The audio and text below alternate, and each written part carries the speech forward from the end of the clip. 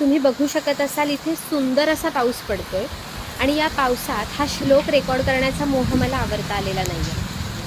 मेघानाद घटा घटा घट घटा घाटा घटा दुर्घटा मंडूकस्य बको बको बक बको बाको बको भूबको विद्युज्योतिचकीमकी चकमकी चाकीमकी दृश्यते इत्थं नन्दकिशोरगोपवनिता वाचस्पतिः पातु माम् इत्थं नन्दकिशोरगोपवनिता वाचस्पतिः पातु माम्.